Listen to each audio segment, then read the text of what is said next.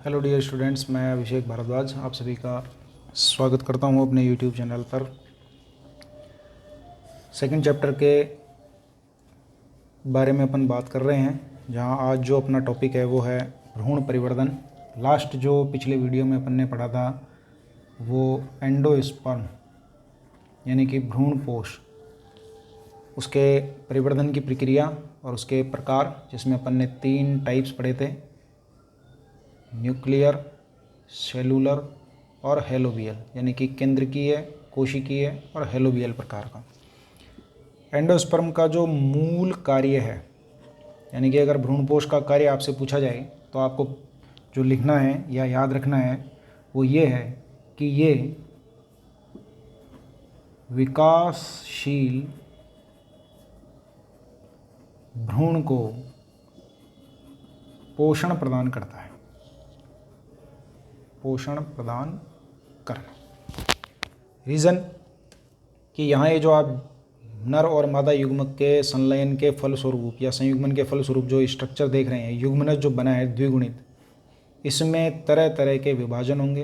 अब चूंकि विभाजन के लिए ऊर्जा खर्च होती है और विभाजन के दौरान यहाँ ये इसको क्या प्रदान करता है, पोषण, जिसके फलस्वरूप एक पूर्ण विकसित परिपक्व भ्रूण का क्या किया जाता है, विकास। तो यहाँ भ्रूण के परिवर्धन की जो प्रक्रिया है इसको कहा जाता है एम्ब्रियोजेनी।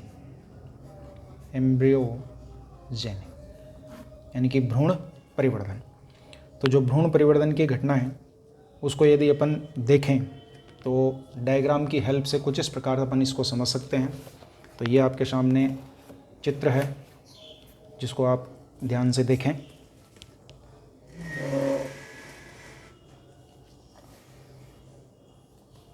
सबसे पहले ये आपको बीजांड दिखाई दे रहा है, जिसमें बीजांड वृंत है, निभाग है और ये इसका बीजांड द्वारीय भाग है, जिसमें ग्रीन कलर वाले पोर्शन में मैंने एंडोस्पर्म जो कि त्रिगुणी संरचना है, निषेचन के बाद बनती है। और पीछे भी अपन ने डिस्कस किया था, निषेचन के बाद बनने और त्रिक संलयन के फलस्वरूप ये त्रिगुणित होती है, जबकि अनावृत बीजी पादपों में ये निषेचन से पहले ही बन जाती है, जिसकी वजह से वहाँ वो कैसी होती है, अगुणित होती है। तो ये प्रश्न भी कई बार पूछा गया है कि अनावृत बीजियों में भ्रूणपोष अगुणित, जबकि आवृत बीजियों में भ्रूणपोष त्रिगुणित होता है, समझाइए। खैर, अब अपन बात करते हैं एम्ब्रियो के डेवलपमेंट की। तो एम्ब्रियो डेवलपमेंट में जो पार्टिसिपेट लेने वाली या भाग लेने वाली जो संरचना है वो है जाइगोट। अब जो खास बात है वो यह आपको ये रखनी है कि इनके आपको पोल्स का ध्यान रखना है। ये जाइगोट है, इसको मैंने यहाँ से निकाल करके अलग से शो किया है। तो ऑब्वियसली बात है, जो ऊपर की तरफ है वो क्या है, निभाग। तो उसके लिए मैंने क्या लिखा है, चलाचा। यानी कि एक छोर इसका रहने वाला है निभागीय छोर और एक छोर इसका रहने वाला है बीजांड द्वारीय छोर, जो मैंने माइक्रोपाइल के लिए एम से शो किया है। अब इसमें कई तरह के विभाजन होते हैं, जिसके फलस्वरूप बहुकोशिकीय द्विबीजपत्री भ्रूण का डेवलपमेंट होता है।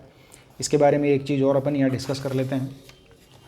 सबसे पहले डाइकोट एम्ब्रियो में या एम्ब्रियो डेवलपमेंट का अध्ययन करने वाले जो वैज्ञानिक थे उनका नाम था हेंस्टीन। हालांकि इनके सहयोगी भी थे फेमिनजिन, सोयूज आदि, लेकिन मूल जो श्रेय जाता है वो किसको जाता है, हेंस्टीन को। इन्होंने एक डाइकोट प्लांट है या द्विबीजपत्री पादप है जिसका नाम है कैप्सेला बर्सा पेस्टोरिस। कैप्सेला बर्सा पेस्टोरिस।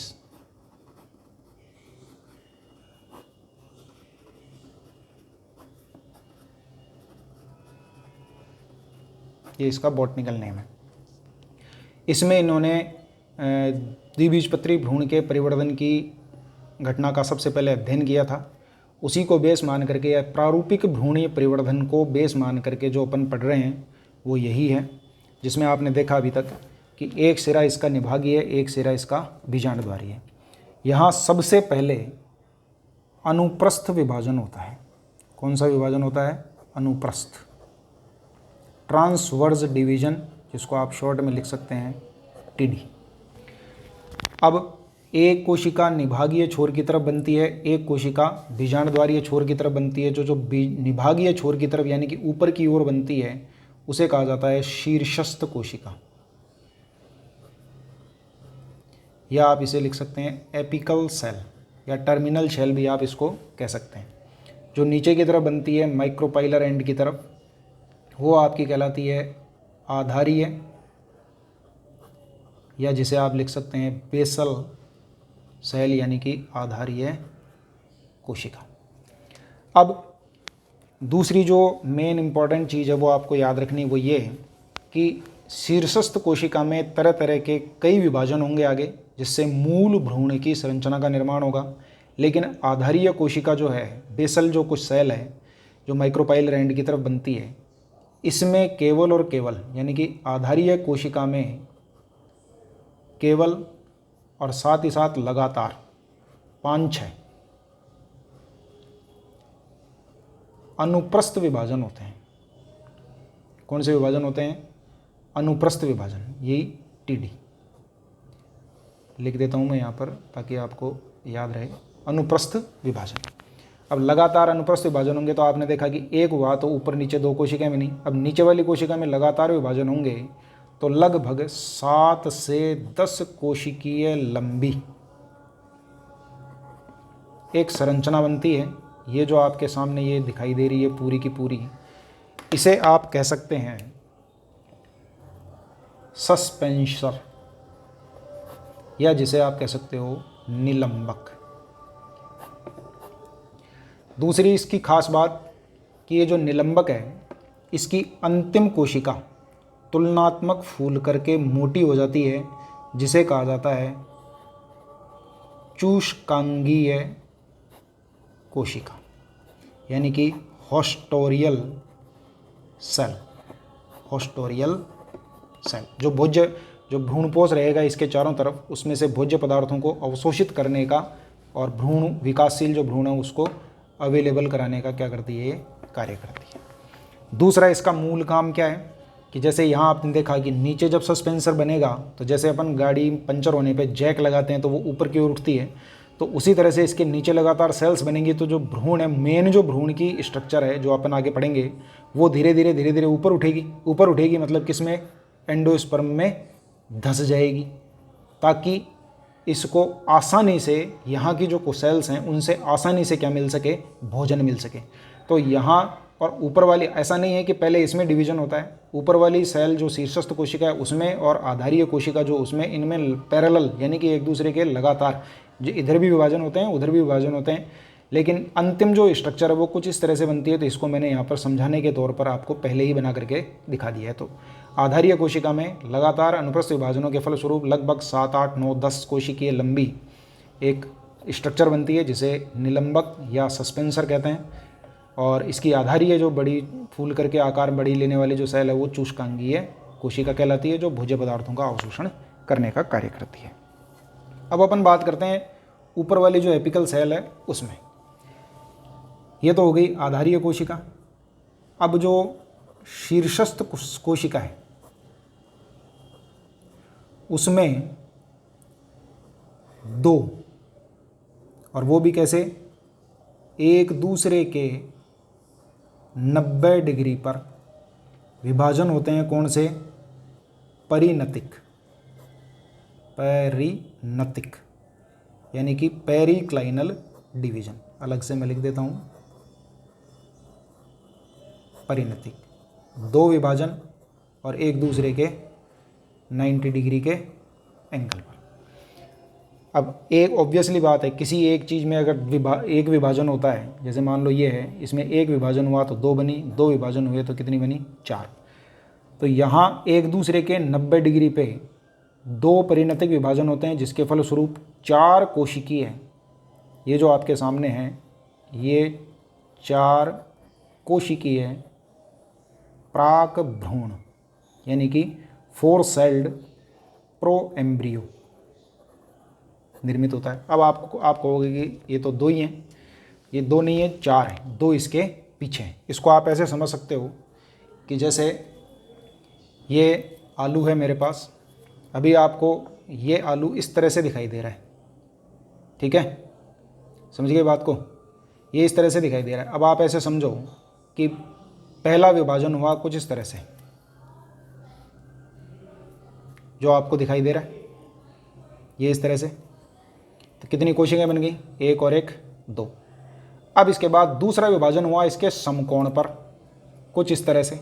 ये जैसे अब आपको ये क्लियरली दो सेल्स दिखाई दे रही हैं, लेकिन अब ये जो दूसरा विभाजन हुआ परिणतिक, वो हुआ इसके समकोण पर।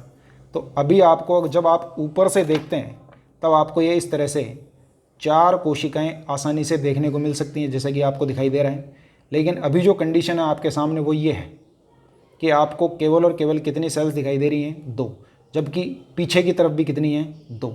तो ये जो है स्थिति, ये 4 कोशिकीय प्राक भ्रूण है। ये क्या है, 4 कोशिकीय प्राक भ्रूण। अब ये 4 सेल्ड जो एम्ब्रियो है, इसमें आगे जा कर के अब इनमें होता है अनुप्रस्थ विभाजन। सभी कोशिकाओं में कौन सा विभाजन होता है, अनुप्रस्थ विभाजन, यानी कि ट्रांसवर्स डिवीजन। अब ट्रांसवर्स डिवीजन होगा तो ऑब्वियसली बात है ये 4 सेल्स हैं, अभी 4 हैं। अब अगर मैं मान लो इनको इस तरह से, यहाँ इधर भी और इधर भी, टोटल मिला करके अब ये सेल्स हो गई 8। आप देख सकते हैं ये 2, ये 2, 4, 1, 2, 3 और 4। चाहो तो आप इन पे नंबर लगा लो। ये ऊपरी 1, 2, 3, 4, इसी तरह से ये 5, 6 और ये आपका 7 और ये आपका 8। तो अब यहाँ ये, अब देखने में आपको ये देखो इधर जो दिखाई दे रही हैं अभी, वो आपको 1, 2, 5, 6 दिखाई दे रही हैं, दिख रही हैं आपको इस तरह से। ये 1, 2, 5, 6 मान सकते हैं अपन। लेकिन इनके जस्ट पीछे अपन ने 3, 4, 7, 8 ये नंबरिंग भी दी है। तो ये इनके जस्ट पीछे, जैसे 1 के जस्ट पीछे 4 है, 2 के जस्ट पीछे 3 है, और इधर 6 के जस्ट पीछे 7 है, और 5 के जस्ट पीछे क्या है, 8। तो 4 सेल्स इधर हैं और 4 सेल्स पीछे हैं। तो ये हो गया अब आपका 8 कोशिकीय प्राक भ्रूण, यानी कि 8 सेल्ड प्रो एम्ब्रियो। 4 कोशिकीय प्राक भ्रूण को एक ही शब्द में आप लिख सकते हो क्वाड्रेंट, चतुष्टांशक प्राक भ्रूण, क्वाड्रेंट। और 8 कोशिकीय को अपन लिखेंगे ऑक्टेंट। केमिस्ट्री में आपने पढ़ा होगा ऑक्टेंट प्रो एम्ब्रियो। तो यहाँ अपन ने देखा कि नीचे वाली कोशिका से लगातार अनुप्रस्थ विभाजन के फलस्वरूप 7 से 10 कोशिकीय लंबी संरचना के रूप में निलंबक बनता है, जबकि यहाँ पहले 2 लगातार एक दूसरे के समकोण पर परिणतिक विभाजन होते हैं। तो 4 कोशिकीय प्रो एम्ब्रियो यानी कि क्वाड्रेंट प्रो एम्ब्रियो बनता है। इनमें फिर बाद में अनुप्रस्थ विभाजनों के फलस्वरूप यानी कि ट्रांसवर्स डिवीजन के फलस्वरूप 8 कोशिकीय प्राक भ्रूण बनता है, जिसमें ये आपका नीचे की तरफ निलंबक है, ये आपकी हॉस्टोरियल सेल यानी कि HC। अब यहाँ आगे अपन देखते हैं तो इस 8 कोशिकीय प्राक भ्रूण में पुनः विभाजन होता है। इस बार जो विभाजन होता है वो होता है परिणतिक विभाजन। परिणतिक विभाजन, जिसको आप शॉर्ट फॉर्म में लिख सकते हैं पेरिक्लाइनल डिवीजन। ये 4 सेल्स थीं। इसके अक्ष के 90 डिग्री पे ये विभाजन होगा, ये इस तरह से विभाजन होगा। रेड थोड़ा अच्छा चल रहा है, रेड से बना लेते हैं अपन।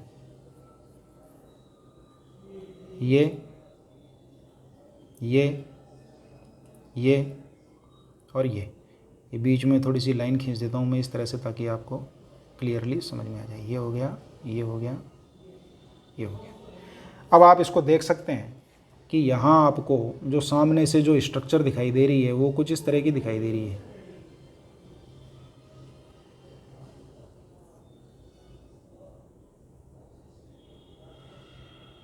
ये देखो,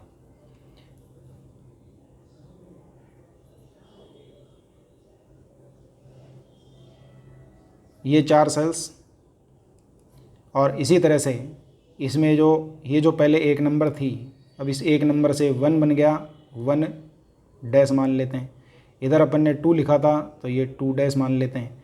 इधर अपन ने 5 लिखा था ये, तो ये 5 बाहर रह गया, 5 डैश ये हो गई। ये 6 थी, ये 6 डैश हो गई। इसी तरह से अब चूंकि यहाँ पीछे भी हुआ है, ऐसी की ऐसी स्ट्रक्चर आपको पीछे भी देखने को मिलेगी कुछ इस प्रकार से। परिणतिक विभाजन सभी कोशिकाओं में एक साथ होता है। तो ये 4 थी, ये 4 डैश हो गई। ये 3 थी, ये 3 डैश हो गई। ये 7 थी, ये 7 डैश हो गई। ये 8 थी, ये 8 डैश हो गई। तो ओवरऑल मिला करके 1 2 8 और 1 डैश 2 8 डैश, टोटल मिला करके 16 कोशिकीय ये आपका लगभग जो प्राक भ्रूण है वो ये तैयार हो जाता है, जिसमें 8 कोशिकाएं अंदर की तरफ। अब अपन अगर अपन यहाँ देखें तो ये जो बाहर वाली जो सेल्स हैं और ये अंदर वाली सेल्स हैं, यानी कि अगर इनको मैं काटूं तो ये बीच वाली तो 4 ये और 4 ये, 8 एक जगह रह जाएंगी, और ये जो बाहर वाला है आवरण ये पूरा अलग रह जाएगा। तो इस तरह से ये टोटल मिला करके 16 कोशिकीय प्राक भ्रूण यहाँ पर डेवलप हो चुका है। नीचे वही सेम प्रोसेस आप लिखेंगे यहाँ पर, निलंबक, अंतिम जो इसकी फूली हुई कोशिका वो HC यानी कि हॉस्टोरियल सेल। तो आपको ये तो समझ में आ गया, 1 2 3 4 5 6 7 8, 8 सेल्स सामने की तरफ हैं, 8 सेल्स पीछे की तरफ हैं। अब इसके बाद यहाँ क्या होता है कि ये जो अब बाहर वाली जो सेल्स हैं, ये बाहर वाली सेल्स 3 4 8 7 5 1 2 और 6, यानी कि 1 2 8 वाला डैश वाले पार्ट की बात नहीं कर रहा हूँ, अंदर वाली डैश है 3 डैश 4 डैश 7 8 डैश 8 डैश, इधर 1 डैश 2 डैश 5 डैश 6 डैश, 8 हो गई टोटल। इनको छोड़ करके, यानी कि जो अंदर वाली हैं इनको छोड़ करके जो बाहर वाली सेल्स हैं इनमें होते हैं अपनतिक विभाजन। कौन से विभाजन होंगे? अपनतिक विभाजन। किन में? बाह्य कोशिकाओं में। ये जो बाहर वाली सेल्स हैं इनमें अपनतिक विभाजन होंगे। अब अपनतिक विभाजन को आप ऐसे समझो कि जैसे मान लो अभी ये सपोज करो कि ये सेल जो है वो यही है, इतनी, इस तरह से अक्ष के समांतर। तो पहला विभाजन 1 से 2 बन गई, दूसरा विभाजन 2 से 4 बन गई। इसी तरह से ये जो सेल है इसमें भी 1 2 3 4, इसी तरह से इसमें 1 2 3 4 2 3 4 1 2 3 4, इसी तरह से यहाँ 1 2 3 4 1 2 3 4 1 2 3 4 1 2 3 4। तो कुछ मिलाकर के आपको कुछ इस तरह की स्थिति आपको यहाँ देखने को मिलेगी। अब इनको अपन ज़्यादा चाकू की सहायता से काट करके दिखा नहीं सकते क्योंकि टुकड़े टुकड़े बिखर जाएंगे। समझने के हिसाब से आप देखें कि ये जो आउटर वाला जो मामला है पूरा, अब आप देख सकते हो ये पूरे में चारों तरफ इस तरह से कोशिकाओं का पूरा एक लेयर बन चुकी है, इधर भी है और पीछे की तरफ भी है। तो ये जो इस तरह की जो व्यवस्था है यहाँ, जो ये बाहर पूरी एक आप जैसे अपन जैसे बनाते थे डायग्राम, जिसमें किसी भी अपन कोशिका की बात करते थे, जैसे जड़ की, तने की, पत्ती की संरचना, तो बाहर की तरफ जो अपन एक राउंड शेप बनाते थे, जैसे पेरीसाइकिल में भी बनाते थे, कॉर्टेक्स में बनाते हैं, एपिडर्मिस में बनाते हैं, एंडोडर्मिस में बनाते हैं। तो एक लेयर टाइप की पूरी स्ट्रक्चर तैयार हो जाती है जिसे कहा जाता है डर्मेटोजन। डर्मेटोजन 11th क्लास में जो एनाटॉमी वाला चैप्टर था उसमें जन जिनमें लगता है, यानी कि वो कुछ उत्पन्न करेंगी, यानी कि कहने का मतलब ये आगे जा कर के जो भ्रूणीय संरचना बनेगी उसकी एपिडर्मिस का फॉर्मेशन करेगी। और जो अंदर की तरफ ये जो 8 कोशिकाएं बचती हैं इनको कहा जाता है इनर सेल मास, यानी कि आंतरिक कोशिकीय संहति, यानी कि एक ग्रुप लाइक सेल्स। और ये हो जाएगा निलंबक और ये हो जाएगी आपकी हॉस्टोरियल सेल। अब चूंकि अपन ने यहाँ देखा जब तक कोशिकीय अवस्था गिनती के आधार में रहती है तब तक यहाँ अपन को 2 4 कोशिकीय 8 कोशिकीय 16 कोशिकीय प्राक भ्रूण वगैरह कह रहे थे, लेकिन यहाँ आते आते लगभग अब यहाँ अगर अपन देखें तो बहुकोशिकीय स्ट्रक्चर और पूरी की पूरी एकदम गोलाकार इस तरह से अपने को दिखाई दे रही है। तो यहाँ ग्लोब्यूलर स्टेज बोलते हैं इसको, ग्लोब्यूलर स्टेज। यहाँ से ये प्रारंभ हो जाती है, यानी कि गोलाकार प्राक भ्रूण यहाँ पर प्रारंभ हो जाता है। प्रारंभ इसलिए हो जाता है क्योंकि अब यहाँ ये जो आंतरिक सेल्स हैं, आंतरिक कोशिकीय जो संहति है, ये अंदर वाली जो सेल्स हैं, अब ये जो अंदर, अब बाहर वाली में तो डिवीजन हो गया, अब जो अंदर वाली सेल्स हैं इनमें लंबवत यानी कि लॉन्गिट्यूडिनल और साथ में अनुप्रस्थ दोनों प्रकार के longitudinal division plus transverse division दोनों प्रकार के विभाजन एक साथ होते हैं, जिसके फलस्वरूप मल्टीपल सेल्स का निर्माण किया जाता है और जो आकृति है भ्रूण की वो और भी तुलनात्मक बड़ी हो जाती है और पहले जो थोड़ा कम गोलाकार दिखाई दे रही थी वो अब पूरी तरह से बिल्कुल गोलाकार दिखाई देने लग जाती है। तो वास्तविक तौर पे ये जो पूरी स्ट्रक्चर है इसको आप कहते हैं ग्लोब्यूलर स्टेज या गोलाकार प्राक भ्रूण, जहाँ ये सस्पेंसर है, चूषकांगी ये कोशिका है और बाहर की तरफ ये एपिडर्मिस और ये अंदर जो सेल्स हैं। अब काम की बात जो वो ये है कि इनर सेल मास यानी कि आउटर कवरिंग तो बन गई।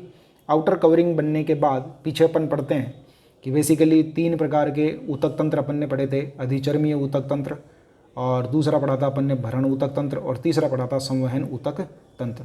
तो जो अधिचर्मीय ऊतक तंत्र है उसमें उसके अकॉर्डिंग तो एपिडर्मिस बन चुकी।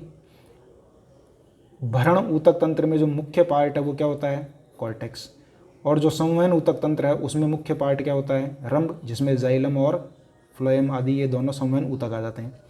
तो अब यहाँ जो अंदर वाला जो पोर्शन है, जो इनर सेल मास है, ये अभी भी इनर सेल मास ही है।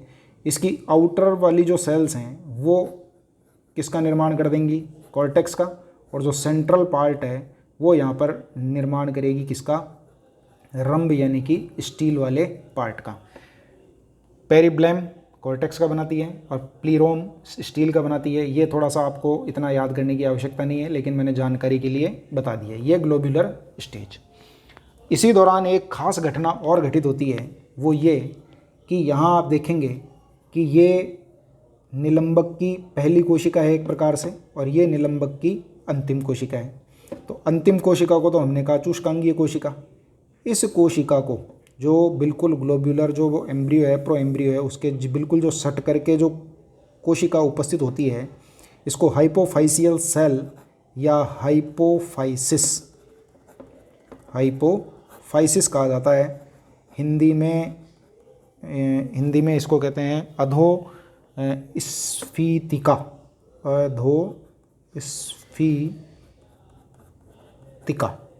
अधोस्फीतिका इसको कहा जाता है। यहाँ क्या होता है, अधोस्फीतिका जो है, इस अधोस्फीतिका में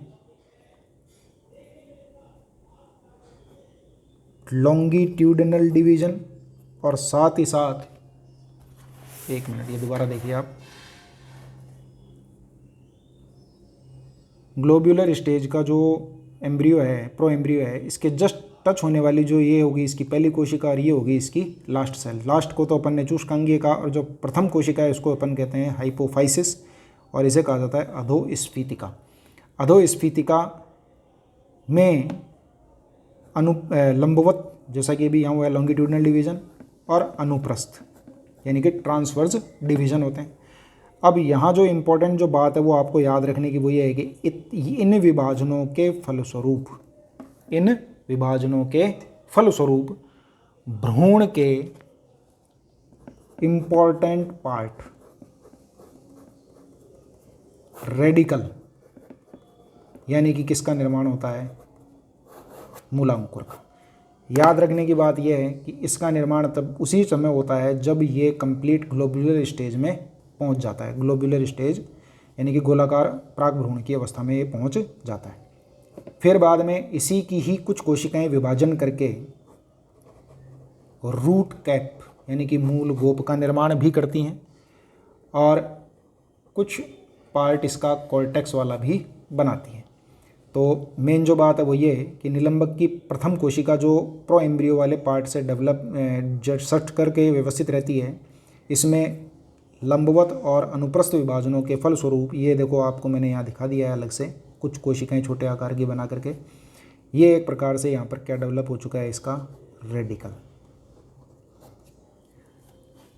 दूसरी बात, रेडिकल के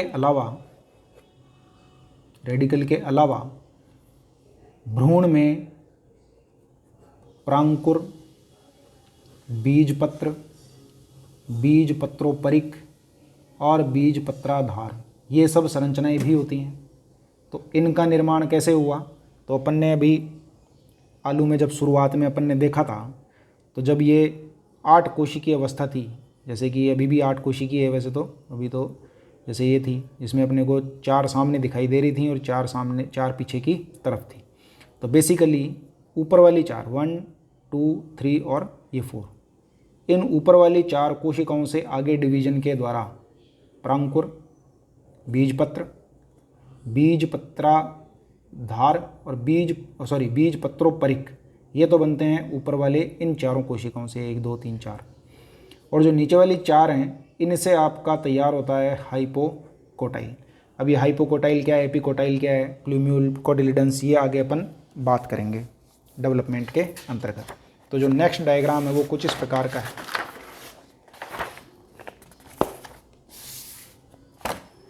वो जो अब ग्लोब्यूलर स्टेज थी, यानी कि गोलाकार जो अवस्था थी ग्लोब्यूलर, उस ग्लोब्यूलर अवस्था में यहाँ जो अपन ने बनाया है डायग्राम, इसको मैं एक बार फिर दिखाता हूँ। ये कुछ इस प्रकार का दिख रहा है आपको। निलंबक के ऑपोजिट साइड में यहाँ धीरे धीरे निलंबक की ओर यहाँ से खांच बनना प्रारंभ होती है, नॉच।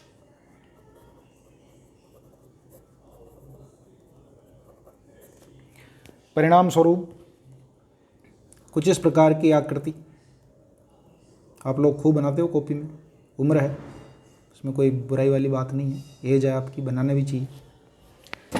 क्या कहते हैं इसको, हाँ सब समझ रहा हूँ मैं, हार्ट, दिल। तो ये हार्ट शेप्ड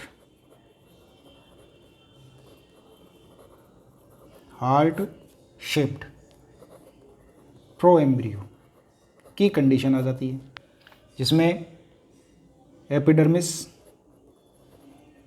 ये इस प्रकार से, ये नीचे सस्पेंसर और ये होस्टोरियल सेल यानी कि निलंबक और चूष्कांगीय कोशिका।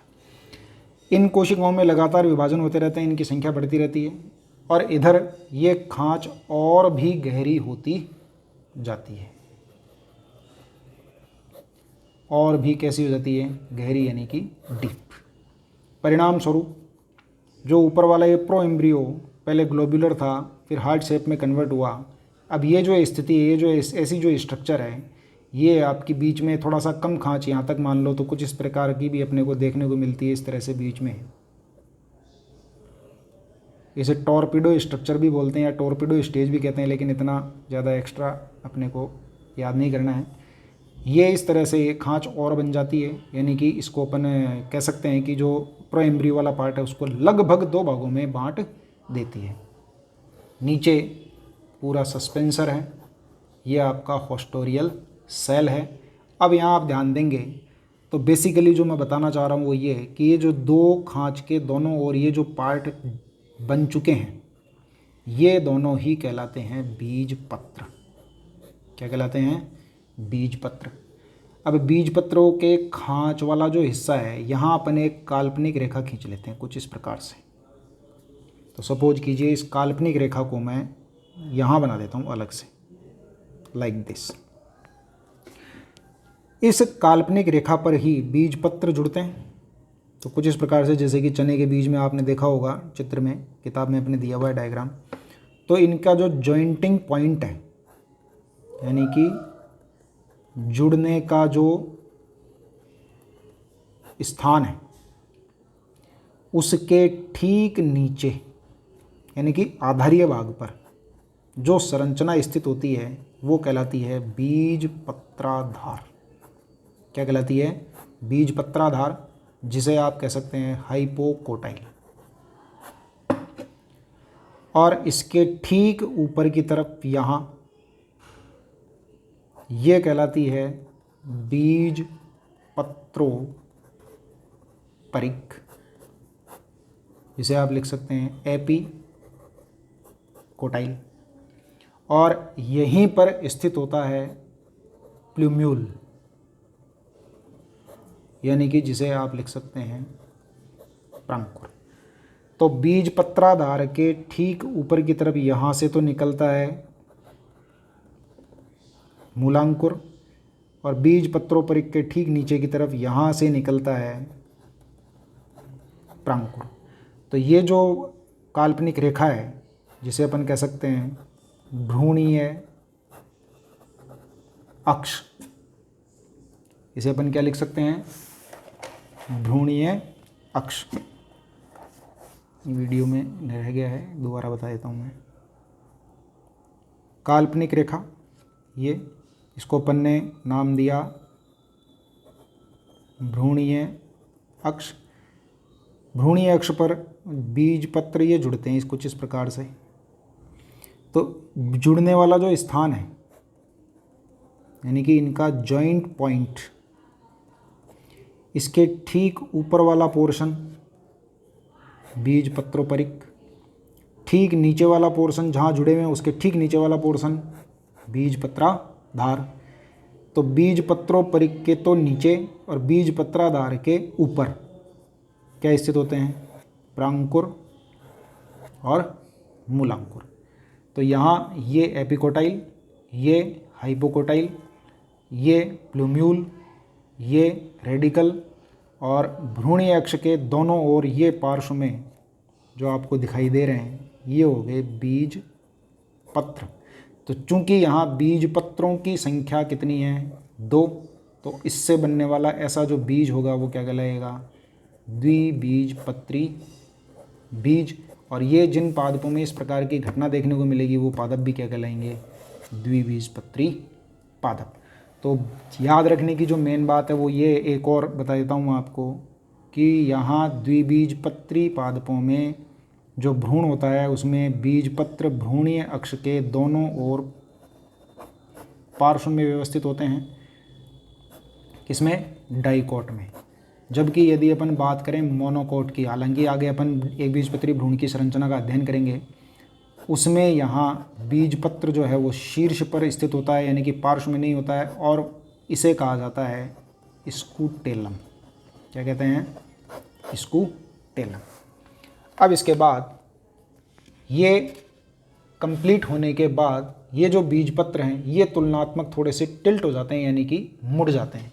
मुड़ने के बाद जो अवस्था आती है उसे कहते हैं बीजपत्रीय अवस्था, जिसमें डायग्राम कुछ आपको इस तरह का दिखाई देता है। तो आप यहाँ देख सकते हैं कि निलंबक जो है वो तुलनात्मक पहले से छोटा हो गया है, कोशिकाएं अपभाषित हो गई हैं। तो ये है सस्पेंसर, यानी कि निलंबक। ये चूषकांगीय कोशिका, ये कंप्लीट एपिडर्मिस है, ये इसका रंभीय भाग है, और जो बाकी बचा हुआ है ये इसको अपन लिख सकते हैं कॉर्टेक्स पार्ट है इसका। ये दोनों, ये जो आपको दिखाई दे रहे हैं कुछ इस प्रकार से, ये और ये दोनों कहलाते हैं बीजपत्र। अब चूंकि अपन ने अभी पीछे पढ़ा था कि जो अगर अपन यहाँ एक काल्पनिक रेखा खींचते हैं तो जुड़ने का जो ठीक पहले वाला स्थान है वो कहलाता है बीज पत्रोपरिक। जो भ्रूणीय अक्ष के ठीक नीचे जुड़ने के स्थान के ठीक नीचे वाला हिस्सा है वो कहलाता है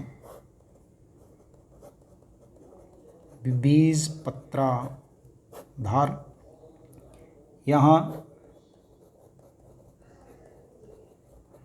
मूलांकुर, और यहाँ सॉरी उल्टा लिख दिया है मैंने,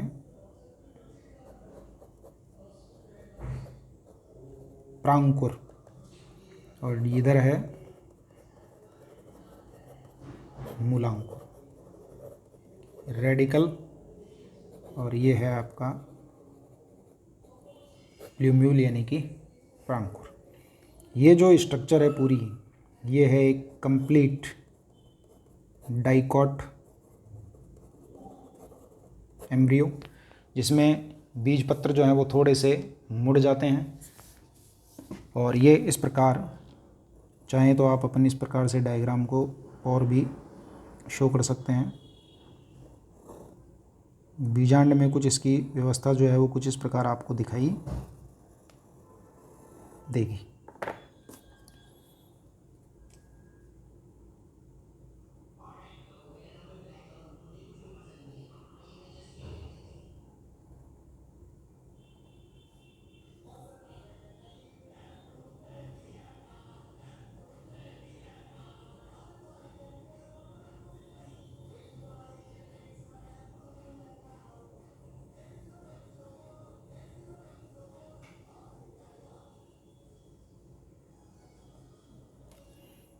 ये बीजपत्र हैं, ये पूरा कंप्लीट एम्ब्रियो है, और नीचे आपका निलंबक है। तो आप देख सकते हैं माइक्रोपाइलर एंड की तरफ निलंबक है, जिसको भ्रूण को काफ़ी ऊपर तक धकेला है। निभागीय छोर की तरफ ये बीजपत्र जो हैं वो नीचे घूमते हुए आपको यहाँ दिखाई दे रहे हैं, जिनकी संख्या कितनी है। तो इस डायग्राम पर आप अच्छी तरह से प्रैक्टिस कर सकें, तो उसके लिए ये पढ़ाने से ठीक पहले मैंने एक PDF बना दी है। इस वीडियो को तुलनात्मक थोड़ा सा लंबा है, और इस वीडियो को आप अच्छी तरह से पूरा देखें, और बहुत इम्पॉर्टेंट पार्ट है पुष्पीय पादपों में लैंगिक जनन का। तो इस वीडियो को आप अच्छी तरह से देख करके समझें, और डायग्राम पर इस वीडियो को प्रैक्टिस करने के लिए मैं इसकी PDF डाल दूंगा ग्रुप में, जिस पर आप इस तरह से जैसे जैसे मैंने पढ़ाया है आप अपने हाथ से लिख करके प्रैक्टिस कर सकते हैं, ताकि आपको ये चीज़ें अच्छी तरह से समझ में आ जाएं और याद हो जाएं। Thank you.